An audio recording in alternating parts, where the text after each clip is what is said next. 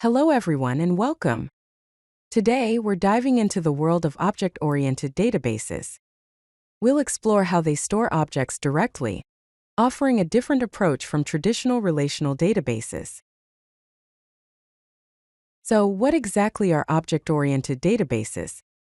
Well, these are database systems specifically designed to store objects directly, as they are, without needing to break them down into tables. Object-oriented databases preserve the object's identity, its state, and its behavior, all in one place. These databases eliminate what's known as the object-relational impedance mismatch, which can occur when you try to fit objects into relational tables. And they support complex data structures naturally. All of these things give object-oriented databases some key advantages. First, there's a direct mapping between your application's objects and the database. This means improved performance, especially when dealing with complex object hierarchies. Also, there is reduced overhead since we don't have to spend time translating or converting data. Finally, object-oriented databases provide a natural way to represent real-world entities, making development more intuitive. Let's take a moment to compare relational databases with object-oriented databases. In relational databases, data is stored in tables consisting of rows and columns, making them highly structured. Structured query language, or SQL, is used for data manipulation. However, relational databases often require an object-relational mapping, or ORM, to translate objects into tables. On the other hand, object-oriented databases store data as objects, complete with attributes and methods, closely mirroring object-oriented programming paradigms. Object Query Language, or OQL, is used for data access. This provides a direct mapping between the code and the database.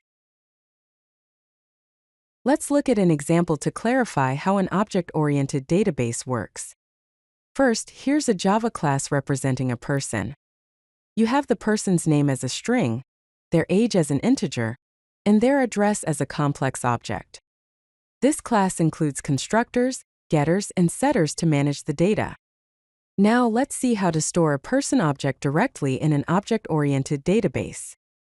We connect to the database and create a new person object with all the relevant information. Instead of mapping the object to relational tables, we can store the object directly using a simple store method. This highlights the simplicity and directness of using object-oriented databases with object-oriented programming languages. Here's a look at the architecture of an object-oriented database system. At the top, we have the application layer, which interacts with the database. Next, we have the object-oriented database management system, responsible for object query processing, transaction management, and indexing. The heart of the system is the object storage layer. It stores persistent objects, manages object identifiers, and handles complex relationships. The connection lines show how the application layer communicates with the database management system and how the management system interacts with the object storage layer. Object icons represent instances of classes, while class icons indicate the structure of the objects. Overall, this architecture is designed to provide a seamless experience for managing objects in a database environment. Object-oriented databases have some key features. Object-oriented databases encapsulate, combining data and behavior within objects. They support inheritance, where classes can inherit properties and methods from other classes. Polymorphism is also supported, allowing objects to take different forms. Each object maintains a unique identity regardless of its state. Database-specific features include Object Query Language, or OQL, which is a SQL-like language for querying objects. Versioning helps in tracking object changes over time. Complex relationships like one-to-many and many-to-many are natively supported. Security features provide object-level access control and permissions. Let's see a few examples of Object Query Language, or OQL, in action. Here's a basic OQL query that retrieves all person objects where the age is greater than 30. We select from the person class with the alias p, specifying our condition in the where clause. Now let's look at a more complex example involving object navigation. This query retrieves the name of the person and the city from the address of the person from the person class, where the address country is the United States of America. This demonstrates how OQL can easily traverse complex object relationships. Let's explore some of the popular object-oriented database systems available. There are commercial systems like ObjectStore, an enterprise-grade object-oriented database with C++ integration. Version Object Database is another. It is a high-performance object-oriented database for Java applications. Objectivity/DB is a distributed object-oriented database designed for managing complex data. Some of the open-source systems include DB4O, which is an embeddable object-oriented database for Java and .NET. There is also OODB, a native object database for Python. Finally, object-DB is a Java Persistence API, or JPA, compatible object database.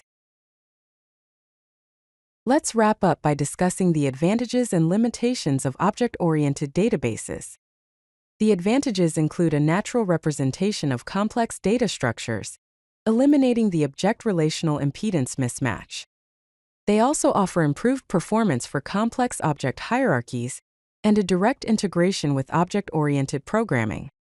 However, there are limitations such as less standardization compared to relational databases.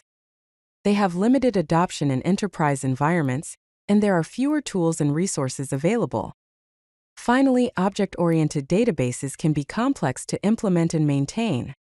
In conclusion, object-oriented databases excel in specific domains where complex object relationships are critical.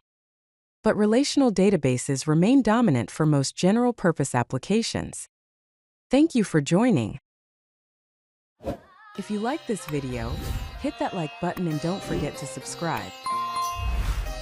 Visit codelucky.com for more such useful content.